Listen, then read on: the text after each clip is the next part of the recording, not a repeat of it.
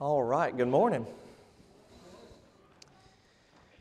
I think Bryce and I are still recovering from the lock-in on Friday night. And we hope that we did a good job cleaning up. The cleanup crew in the auditorium was the teenage boys.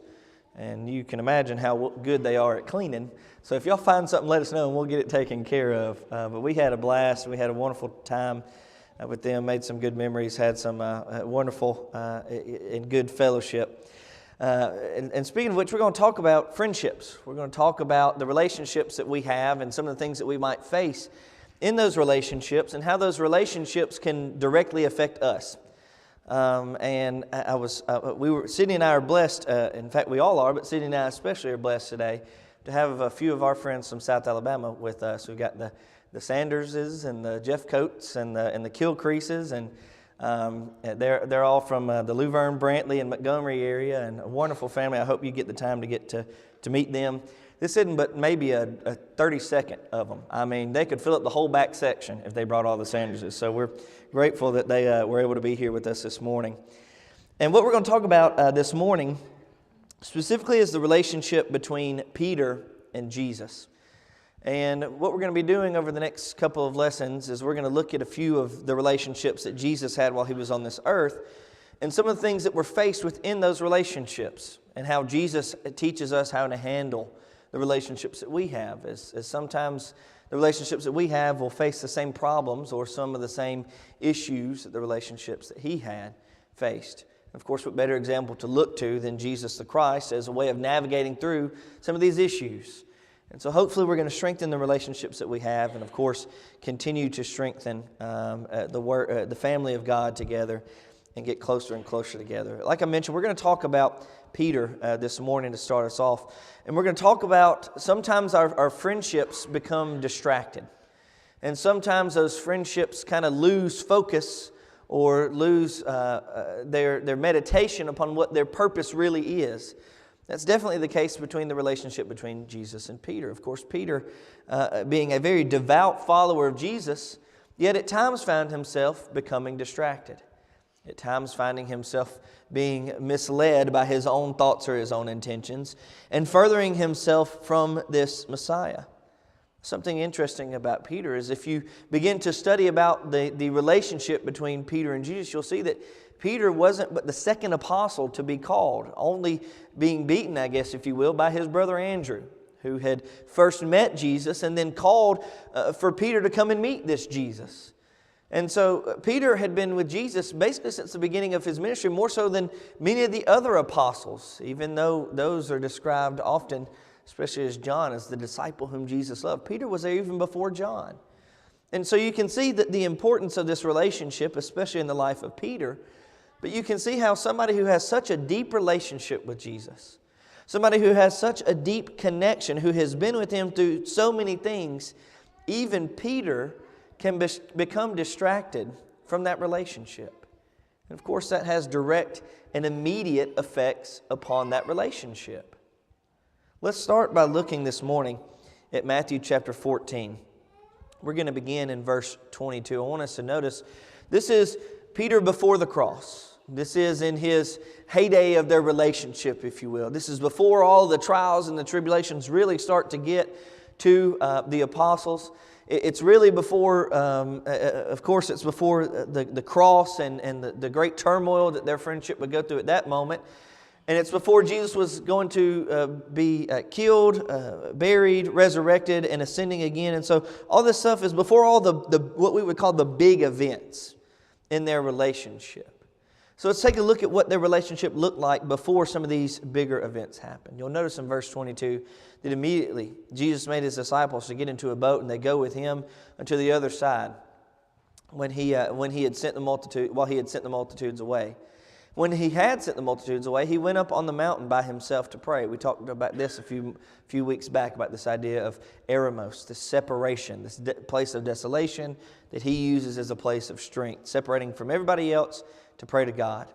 But when it was evening came, he was there alone. But the boat was now in the middle of the sea. The boat that he had sent with the disciples, or sent the disciples on, was now in the middle of the sea, and it was tossed by the waves, for the wind was contrary. Now in the fourth watch of the night, Jesus went to them, walking on the sea. And when the disciples saw him on the sea, they were troubled, saying, "It is a ghost." And they cried out for fear. But immediately Jesus spoke unto them, saying, "Be of good cheer. It is I. Do not be afraid."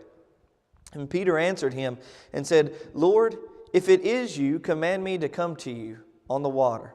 So he said, "Come." And when Peter had come down out of the boat, he walked on the water to go to Jesus. But when he saw that the wind was boisterous, he was afraid. And beginning to sink, he cried out, saying, "Lord, save me." And immediately Jesus stretched out his hand and caught him and said unto him, "O you of little faith, why did you doubt?" And then, when they got into the boat, the wind ceased. Then those who were in the boat came and worshipped him, saying, "Truly you are the Son of God." Okay, a few things to mention here. One, remember why Jesus was sending the crowds away. He needed a moment. He needed a moment of solitude, even so much as sending out these individuals so that he could be not just alone, but even alone with his disciples to build them up, to strengthen them. If you'll remember what happened immediately before this was Jesus' feeding of the 5,000. So you've got a great multitude of people, and now Jesus is separating from them to strengthen himself and to strengthen his disciples. And so while Jesus is sending the crowds away, he sends the disciples on a boat. And once it gets to the middle of the water, a great storm begins to arise.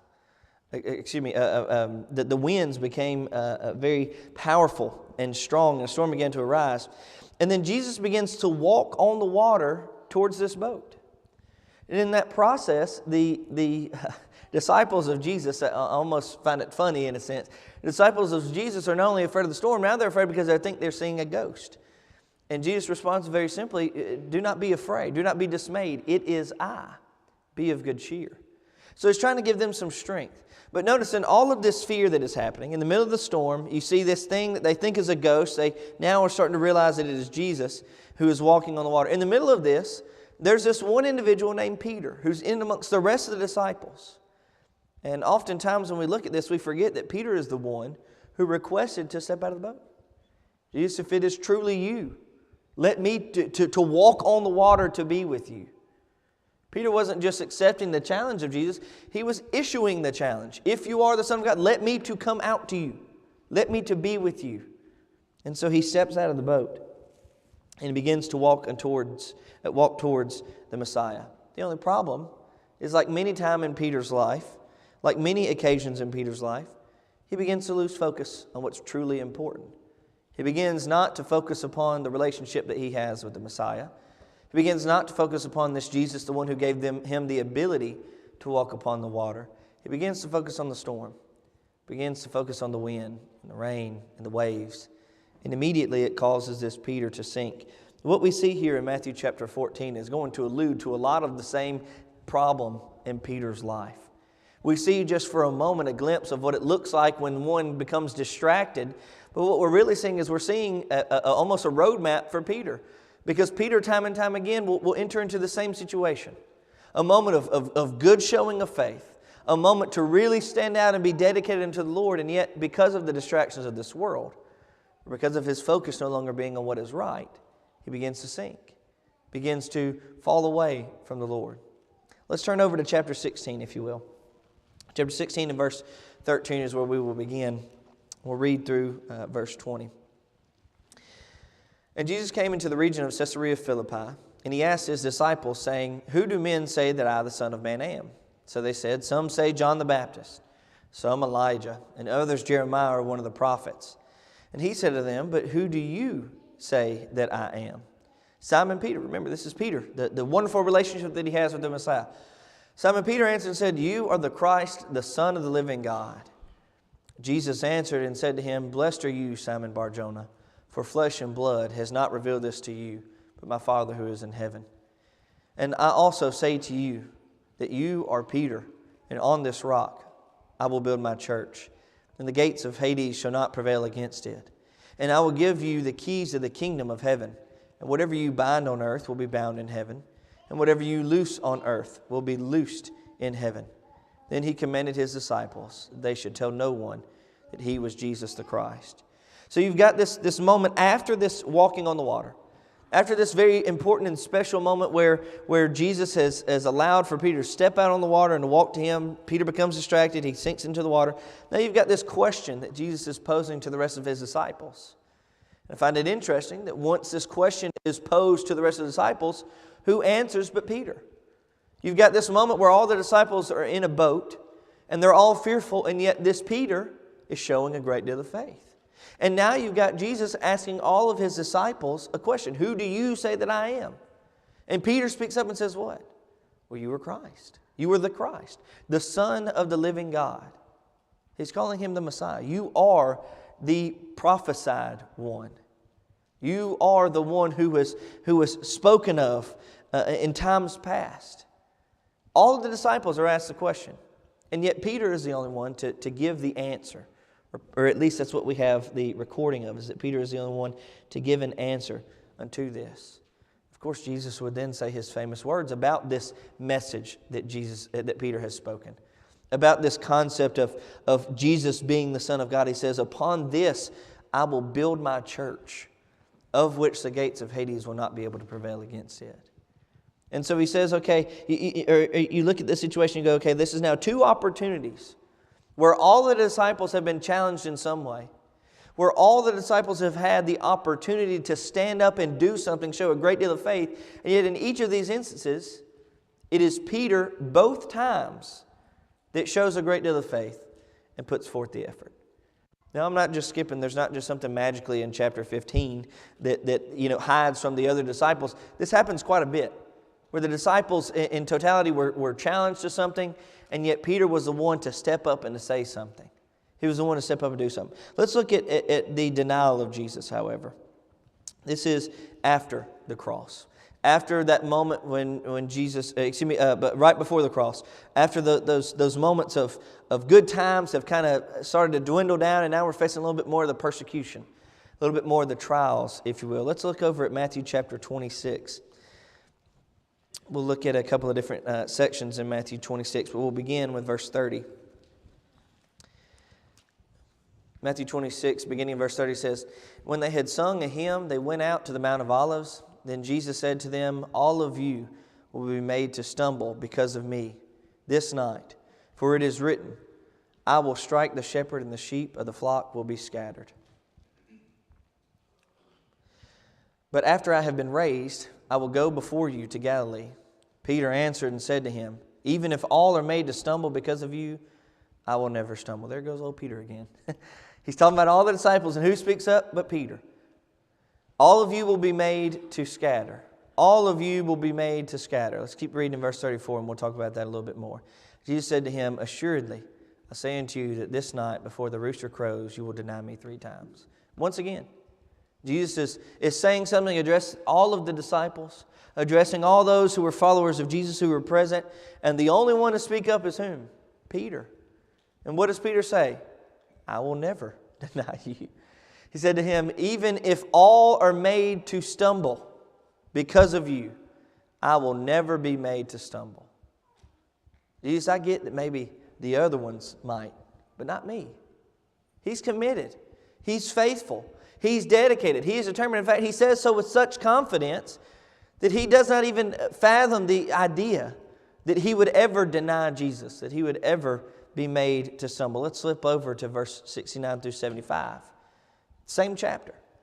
Same chapter. Just a little bit has happened since then. Now Peter sat outside in the courtyard, and a servant girl came to him, saying, you were also with this Jesus of Galilee.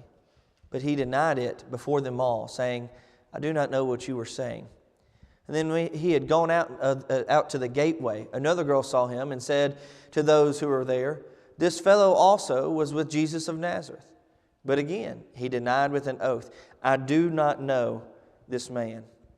And a little later, those who stood by came up and said to Peter, surely you also are one of them, for your speech betrays you. Then he began to curse and swear, saying, I do not know the man. And immediately the rooster crowed. Then Peter remembered the words of Jesus, who had said to him, before the rooster crows, you will deny me 3 times. So he went out and wept bitterly. You've got these moments with the walking on the water. You've got these moments of questioning the disciples. Who do you say that I am? You are the Christ, the Son of the living God.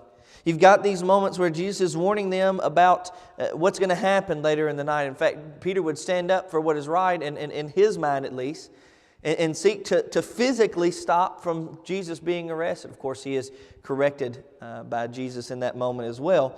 But you've got all these moments where all these disciples had opportunities to show faith, but yet Peter was the only one that did something about it. All these moments for the disciples to show their dedication unto Jesus, and yet Peter seems to be the only one who is really going above and beyond to show his dedication. So much so that when Jesus himself looks at the disciples and said that you will all be scattered, he even denies that to Jesus' face. Maybe everybody else, but not me. And yet, with just 3 simple challenges of this faith, with just 3 simple questions or statements being made against this Peter, he has now already denied Jesus 3 times. And of course, upon hearing that rooster crow, brings forth a great deal of sorrow unto Peter. I want us to flip over a few more chapters, a couple books too. Let's go over to John chapter 21. We'll look together at verses 15 through 19. You know, when we look at all of these instances with these disciples, and one thing that I really do like about seeing this action of Peter is that you see his consistency within his dedication. It is one that doesn't seem to waver. Once he decided to become a disciple or a follower of Jesus, he seemed to do so with all of his heart. The only problem is that even with that strength within Peter, even within that true dedication or that great deal of faith that Peter had, even Peter was able to be misled, or even Peter was able to stumble at times because of the distractions of this world. Let's look at verse 15 together. So when they had eaten breakfast, Jesus said unto Simon Peter, Simon, son of Jonah, do you love me more than these? He said, Yes, Lord, you know that I love you. He said to him, Feed my lambs. He said to him again the second time, Simon, son of Jonah, do you love me? He said to him, Yes, Lord, you know that I love you. He said, Tend my sheep. And he said unto him a third time, Simon, son of Jonah, do you love me? Peter was grieved because he had said to him a third time, Do you love me? And he said to him, Lord, you know all things. You know that I love you. Jesus said to him, Feed my sheep. Most assuredly I say unto you, when you were younger, you girded yourself and walked where you wished. And when you were old, you will stretch out your hands, and another will gird you and carry you out where you do not wish. This he spoke, signifying signifying by what death he would glorify God. And when he had spoken this, he said to him, Follow me.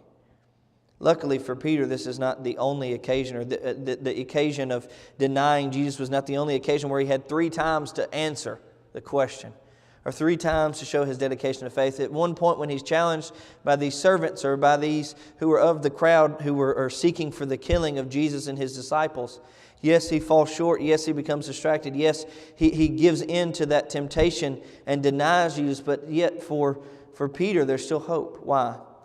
Because Jesus would give him other occasions to glorify God. Jesus would give other occasions to signify his commitment unto Jesus. In fact, if you're to look over at Acts chapter 2, you remember that of the disciples that we see who were present, the apostles who were present, the ones who had the Holy Spirit descending upon them and giving them the gifts of tongues, they began to speak the message of salvation. They began to preach the message concerning salvation. And yet, who is the one whose speech we have recorded for us? Peter. And what's he doing in that instance? He's not denying Jesus. He's standing in the face of those who had just killed Jesus. So he's standing in front of the same group, if you will. Those who were seeking to kill Jesus is the ones who he denied Jesus in front of. And now on the day of Pentecost, he's standing before those who were guilty of killing this Jesus. And now instead of cowering in fear, now instead of speaking out against the Messiah, now he is proclaiming the message of salvation brought because of this Messiah. In fact, he's doing so in a way that's not very light or gentle. He's doing so with great boldness. Therefore, let all the house of Israel know assuredly that God has made this Jesus who you crucified, the one who you killed, who you murdered on the cross, that innocent man, that Jesus whom you have crucified, He has made both Lord and Christ." When they heard this, they were cut to their heart, and they said unto Peter and to the rest of the apostles, "Men and brethren, what shall we do?" Acts chapter 10, verses 9 through 16. The next day, as they went on their journey, drew near to the city, Peter went up on the housetop to pray about the 6th hour. And then he became very hungry, and he wanted to eat. And while they were made ready, he fell into a trance. And he saw heaven opened up, an object like a great sheet bound at the four corners, descending to him, being let down into the earth. And in it were all kinds of four-footed animals of the earth, wild beasts, creeping things, and birds of the air. And a voice came to him, "Rise, Peter, kill and eat." And Peter said, "Not so, Lord, for I have never eaten anything common or unclean." The voice again spoke to him the second time, "What God has cleansed you must not call common." This was done 3 times, and the object was taken up into heaven. I want you to notice something about this Peter. Y'all notice how often the number 3 pops up with Peter? He gives him 3 occasions a lot. 3 opportunities to do what is right quite often. And at times, because of Peter's distractions, he fails. For instance, with the instance of his denial of Jesus. 3 opportunities to be a proclaimer that you are a follower of Jesus. To decide and to show that you are a disciple of this Messiah. And yet he denied him 3 times. And then on another occasion, he is asked the same question 3 times. "Peter, do you love me?" "Yes, Lord, you know that I love you." "Yes, Lord, you know that I love you." "Yes, Lord, you know all things. You know that I love you." And on each of those 3 occasions, given the same challenge, "Feed my sheep, tend to my lambs, feed my sheep." And now in this instance, Peter is receiving a vision in this deep trance from God. Something that, in true Peter fashion, would take 3 times for him to accept. But finally grasp this concept. And of course, as we've been studying in Acts a little bit together, we understand that what happens next is that Peter realizes the message behind this vision and is chosen to be the one to open up the door of salvation unto the Gentiles. Peter faced moments where he showed a great deal of faith, but Peter was also distracted. The beauty within that is in those moments where Peter was distracted, luckily Peter returned unto the Father. Peter sought to rebuild or to re-strengthen again that relationship that he had with Jesus, and because of which he was chosen to be the one to not only open up the message of salvation to the Jews in Acts chapter 2, but also to the Gentiles in Acts chapter 10. On multiple occasions, Peter was challenged to show his dedication to Jesus. On multiple occasions, Peter was challenged to show his commitment unto the Lord. And sometimes he became distracted. But the beauty within the message of Peter is the beauty in the message of redemption. One who can show commitment unto the Lord at times, but yet can be distracted or confused, or at times can show a lack of commitment, can once again be redeemed for a purpose that is very beautiful and powerful. Can once again be redeemed for a purpose that truly makes a difference in the world as we know it today. The one who denied his Savior in the face of some servant girls and in the face of adversity is the one who is chosen to open up the message of Jesus, of salvation that is offered through His blood to the entire world, beginning first with the Jews and then unto the Gentiles. That one who became so distracted in his relationship with God was redeemed for the purpose of spreading the gospel of Jesus. So what can we learn from Peter? Well, about 1 million things we can learn from Peter. In fact, if you read through a lot of the gospel accounts and read through especially the book of Acts, and then you keep reading through the New Testament, you can learn so much about Peter. But what about specifically in this instance? One thing is for certain, that our lives are in better places, that our lives are in much better places, in fact, when we're not distracted by the things of this world, but rather when we are focusing on the relationship that we have with Jesus. But we can also learn that even when one becomes distracted, even when one begins to focus on the things of this world, there is still hope for redemption. There is still hope for one who can bring back their focus on Christ, and in doing so can be used and redeemed for a beautiful purpose. And maybe that's you this morning. Maybe you have a relationship with Christ already, or never have begun that relationship with Christ. You've never put to death that old man of sin through baptism, never were allowed to rise to walk in newness of life by the blood of Christ. And so you've never began that relationship with Jesus. Or maybe it's the case, like many who are here today, who have already dedicated their lives to Jesus, who have already began that relationship with Him, already been committed but have become distracted. Maybe have stopped focusing on the power of God and started focusing on the troubles of this world. I encourage you to no longer have those distractions within your life, to remove the things that keep you from that beautiful relationship that you have with Jesus, so that He can redeem you for the purpose of opening up the message of salvation to those who you come in contact with.